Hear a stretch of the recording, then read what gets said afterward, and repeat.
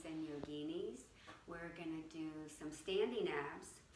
We're going to turn our feet apart and heels together, clam pose. We're going to open up the fingers from prayer to the ball of light. Starts at our heart. We are squeezing in our best alignment. Ears over the shoulders, ribs over the hips. Try to find that neutral pelvis.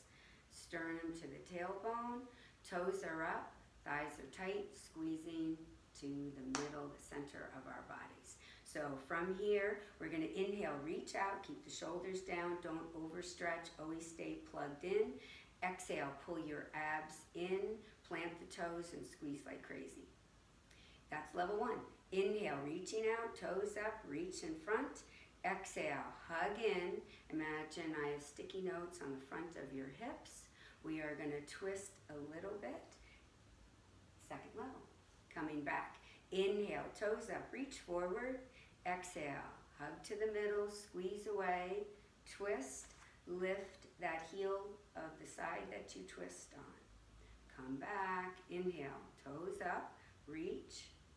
Exhale, hug in, twist, lift the heel, possibly balance and see if we can lift this foot, a little challenging.